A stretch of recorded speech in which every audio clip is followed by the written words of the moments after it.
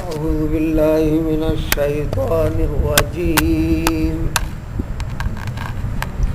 وما جعلنا أصحاب النار إلا ملائكة وما جعلنا عدتهم إلا فتنة للذين كفروا ليستيقن الذين أوتوا الكتاب ويزداد الذين آمنوا إيمانا ولا يرتاب الذين أوتوا الكتاب والمؤمنون وليقول الذين في قلوبهم مرض والكافرون ماذا أراد الله بهذا مثلا كذلك يضل الله من يشاء ويهدي من يشاء وما يعلم جنود ربك إلا هو وما هي إلا ذكرى للبشر.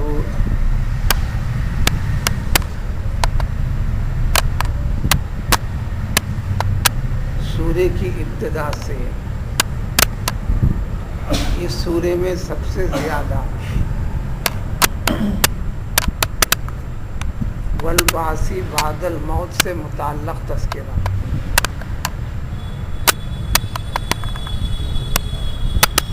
جس طرح اللہ تعالیٰ نے انسان کو پیدا فرمایا ہے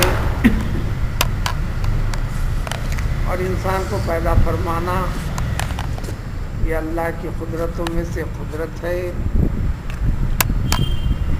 تمام مخلوقات سے ہٹ کر اس کے لیے اس کی خلقت کا ایک خاص طریقہ اختیار فرمایا، پھر ایک حیات دیا، زندگی دیا اور انسان کو موت دی. موت تک کی چیزیں تو انسان کو پیدا ہوا ہے جانتا ہے، جی رہا ہے جانتا ہے، مرے گا جانتا ہے، اس لیے کہ اس کے جیسے اپنے مرتے ہوئے دیکھا ہے، مر رہے ہیں انسان دیکھا ہے، اس کو بھی مرنا ہے یہ جانتا ہے سرسری سے. قرآن جگہ جگہ اس عقیدے کو پختہ کرتا ہے، سب سے زیادہ اس کو اہمیت دیتے ہیں. نبوت سے متعلق ابتدائی تعلیمات میں بھی سب سے زیادہ یہی مضمون حاضر ہے. بلکہ مکے کے 13 سالہ زندگی میں جتنا قرآن نازل ہوا صرف اور صرف توحید، عقید توحید اور اس کے پر قائم رہنے کی ضرورت، نہ رہنے پر آخرت کا عذاب اور قائم رہنے پر جنت اس کی نعمتیں، اور انکار کرنے والے کو اس کے انکار سے ہٹانا ہے، اقرار کے قریب لانا ہے. لیکن منکر انکار میں حد سے آگے بڑھتے ہیں. اس کی تفصیل اس آیت سے پچھلی آیاتوں میں تفصیل کے ساتھ گزری. ساتھ ہی ساتھ اس آیت سے پیشتر اس بات پر بات رکی تھی کہ جو انکار کر رہے ہیں صرف دنیا چاہتے ہیں، دنیا میں جو کچھ ہے اللہ کا دیا ہوا نہیں سمجھتے ہیں. یہ سمجھنا توحید ہے، نہ سمجھنا توحید کے خلاف ہے. توحید کا تعلق صرف یہ نہیں کہ بتوں کی پوجا مت کرو. توحید کا مفہوم انسان کی زندگی کے ہر پہلو کے ساتھ، حتیٰ کہ کھانے پینے کے ساتھ بھی توحید کا تعلق ہے. اسی لیے سورہ عبس میں مستقل طور پر فرمایا فَلْيَنْظُرِ الْإِنسَانُ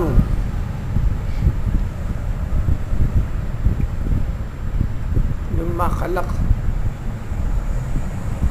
فَلْيَنْظُرِ الْإِنسَانُ إِلَىٰ طَعَامِهِ أَنَّا صَبَبْنَا الْمَاءَ صَبًّا ثُمَّ شَقَقْنَا الْأَرْضَ شَقًّا. آیا بک بک پک لیا، یہاں تک نہیں. یہ کتنے انتظامات کے ساتھ کر کر تیرے پاس تک پہنچا ہے. یہ انتظامات کرنے والی ذات کون ہے، پہنچانے والا کون ہے؟ اسی طرح انسان کے پاس مال سے متعلق، دولت سے متعلق، اسباب سے متعلق یہ اللہ نے دیا ہے. انسان کے پاس امانت ہے، یہ سمجھنا ہے. طریقہ خرچ کا بتایا ہے، اس کو جاننا ہے. ہر چیز کے اندر فکر کی صحیح کرنا، یہ توحید سے جڑا ہوا سبق ہے. 6000 سے زیادہ آیتیں قرآن کی صرف اسی کے اوپر. صرف اسی کے اوپر وہ سورہ فاتحہ کی 3 آیتوں کی ہی تفسیر ہے، الحمدللہ رب العالمین الرحمن الرحیم مالک یوم الدین تک،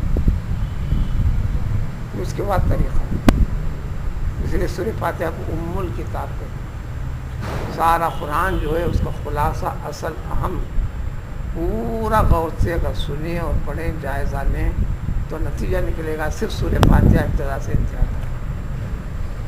اب اس سورہ فاتحہ کی حقیقت جاننا ہے تو پھر پورے قرآن کے معنی اور مطالب کو پوری تفصیل سے جاننے کے بعد اب سورہ فاتحہ کی تکمیل۔ بات اس وقت ختم ہوئی تھی کہ اس کے پر انکار کرنے پر اس کو تو سقر، دوزخ کی دہکتی ہوئی آگ میں ڈالا جائے گا۔ یہ آگ ایسی ہوگی جس کو ڈالا جائے گا اس کو چھوڑے گی نہیں،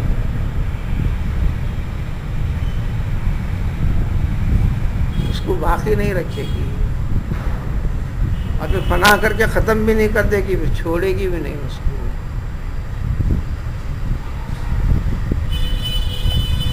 اور اس دوزخ کے اوپر اللہ تعالیٰ نے 19 فرشتوں کو مقرر معمور کر رکھا ہے۔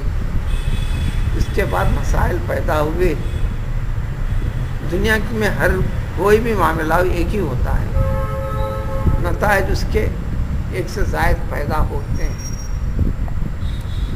اس معاملے کو ایک اقرار کرتا ہے، ایک فریق بنتا ہے، ایک انکار کرتا ہے، ایک فریق بنتا ہے، ایک اقرار اور انکار کے درمیان میں رہ جاتا ہے، میں منافق بنتا ہے۔ اسی طرح کلام پاک کے ذریعے سے جتنی چیزیں پیش کی گئی ہیں یہی حال ہے۔ جو اقرار کر چکا مزید قرآن آگے پڑھتے گئے یا مزید قرآن نازل ہوتا گیا تو اقرار کرنے والے کے اقرار کے اندر یقین بڑھتا گیا، ایمان پختہ ہوتا گیا، اور منکر کے انکار کے اندر انکار اور نفرت بڑھتے گئی، اور جن کے دلوں کے اندر نہ یہ کیفیت ہے نہ وہ کیفیت، جس کو نفاق، خیالات کی بیماری، دل کی بیماری کہتے ہیں اس کو، اور اس کے نفاق کے اندر، اس کے شک و شبے کے اندر، تردد کے اندر اور اضافہ ہونے لگا، چیزیں کی چیز۔ تو اسی طرح جب ہم نے اس دوزخ کے 19 فرشتوں کا ذکر کر دیا مکے کے اندر، یہ تینوں کیفیتیں پیدا ہوئی، اس کا تذکرہ اس آیت میں کرتے ہیں۔ یہ بات پکی ہے کہ ہم دوزخ کے اوپر جو نگران کار بنائے ہیں، مقرر کر کے رکھے ہیں، وہ صرف فرشتے ہیں، انسان نہیں۔ اب رہی بات جو تمہارے سامنے عدد کو ذکر کیا گیا کہ 19 فرشتے ہیں، جبکہ حدیث میں ہے دوزخ کے 70,000 باغ یعنی ڈوریاں کھینچنے کے لیے بڑی بڑی سنکل زنجیر کے قسم کی ہوں گی، ہر ایک باغ کو 70,000 فرشتے پکڑ کر کھینچ کر لے کر آئیں گے، اس کے اتنے کڑیوں کو اتنے بڑی بڑی سنکلیں بندی ہوئی، پھر ہر سنکل کو 70,000 فرشتے، تو بھی تعداد کتنی ہے؟ اصل 19 فرشتے، حدیث شریف میں آتا ہے کہ اس میں ایک فرشتے کی جو طاقت اللہ نے ان کو عطا فرما رکھی ہے، دنیا کی ابتدا سے انتہا تک جتنے انسان ہیں اور جتنے جن ہیں، ان دونوں کی طاقت کو ملا ہے تو اس سے بڑی طاقت بڑھ کر طاقت ایک ایک فرشتے کو عطا کر کے رکھے۔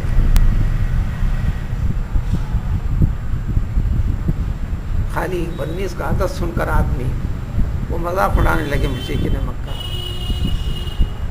ابو جہل کہنے لگا سن لو اے لوگو، 19 فرشتوں کا تذکرہ ہے، سب مل کے نمٹ لیں گے۔ اور ایک عرب تھا جو پہلوان زمانہ تھا، اس نے کہا تمہیں گھبرانے کی ضرورت نہیں، اس میں سے 10 فرشتوں کو سیدھے ہاتھ سے دھکا مار کر ختم کر دوں گا، بائیں ہاتھ سے 9 کو ختم کر دوں گا. اور ایک پہلوان تھا جو وقت واحد میں 18 پہلوانوں سے اکھاڑے میں مقابل آزمائی کرا. ایک ساتھ 18 پہلوان اکھاڑے میں اس کو شکست نہیں دے سکے. تمام کو اکھاڑے کے باہر اٹھا کر پھینک دیا. جب اس نے کہا 18 کو تو سنبھالنا میرے بس کی بات ہے. اب عرب کے اندر لاتعداد پہلوان ہیں, سب کے سب مل کر وہ باقی ایک 19ویں فرشتے کو سنبھال لو تم لوگ.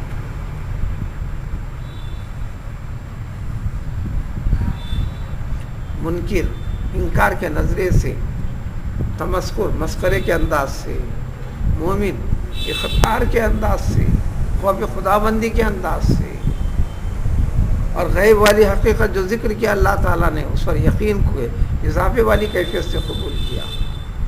اسی طرح ہم نے ان کی جو تعداد بنائی ہے, جو ذکر کیا ہے قرآن میں, یہی امتحان لینے کے لیے تو ہے, آزمائش اور جانچ کرنے کے لیے کافروں کے لیے. اور اس لیے کہ جو اہل کتاب ہیں اور ایمان والے ہیں, اہل کتاب کے علم میں اضافہ, ایمان والوں کے ایمان میں اضافہ. جتنے اہل کتاب ہیں جو تورات کے انجیل کے حامل ہیں, دوزخ اور دوزخ کی ان حقیقتوں کا تذکرہ اس میں بھی ہے. جب قرآن بھی ذکر کیا تو ان کو انکار کی کوئی وجہ نہیں. نہ کسی یہودی نے انکار کیا, نہ کسی نصرانی نے انکار کیا, کیونکہ تورات کی بات ہے, انجیل کی بات ہے, سابقہ مقدس کتابوں کی بات ہے. رہ گئی بات مشرکوں کی, ان کا انکار بڑھتے گیا. اس بات کے اوپر انکار نہیں ہوا انہیں, اور ایمان والوں کے ایمان میں تو اور اضافہ ہو گیا. اسی لیے بھی اللہ تعالیٰ نے ذکر کیا ہے تاکہ اہل کتاب ایمان والے شک و شبے میں نہ پڑیں. جو مرنے کے بعد اٹھائے جانے کا, نافرمان کو دوزخ میں ڈالے جانے کا جو تذکرہ ہے, اور دوزخ کے ہولناک مقام ہے, اللہ تعالیٰ کے انتہائی غضب کا نتیجہ ہے. اور خیف پیدا ہوا.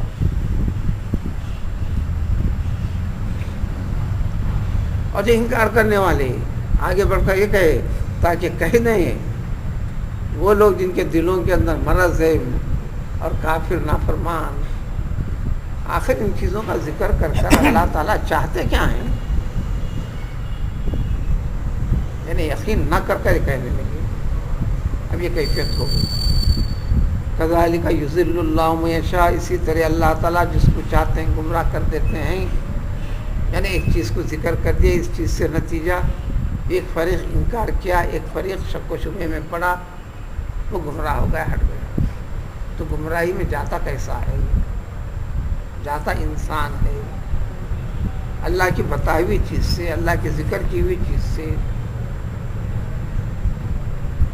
تو اس کے انکار میں آگے بڑھنے کی وجہ یہ ہوئی کہ اللہ کے بیان کرنے کے بعد اس کی حقیقت کو اقرار نہیں کیا.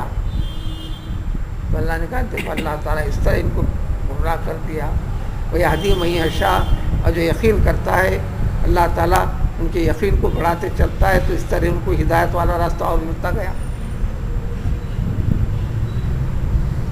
اب 19 فرشتے سمجھ رہے ہو, 19 فرشتوں کے تحت لا تعداد ہیں, تم کیا جانو. وما یعلم جنود ربک الا ہو, اللہ تعالیٰ کی جو فوج ہے فرشتوں کی, اللہ کے سوا اس کی تعداد کا کسی کو پتہ نہیں, صرف اور صرف رب ہی جانتا ہے. تو گیا اتنی بڑی تعداد ہے کہ اتنی تعداد کا حساب و کتاب بھی انسان کے علم سے باہر ہے, اس لیے انسان کے سامنے ذکر نہیں کر دیا گیا. اب اتنی باتیں جو ذکر کیں اتنی بات سمجھو. وما یا اللہ ذکرہ للبشر, صرف انسان کو ایک نصیحت کے طور پر ہیں. نصیحت مومن کے ایمان کو آگے بڑھانا, نافرمان کے نافرمانی کو کم کرنے کے لیے, اس میں خوف پیدا کرنے کے لیے ہے. اگر نہیں کرتا ہے تو پھر اس کا انجام بڑا برا ہوگا. اور اقرار کرنے والے کا کیا انجام, انکار کرنے والے کا کیا انجام, اب آنے والی آیتوں سے اس کی تفصیل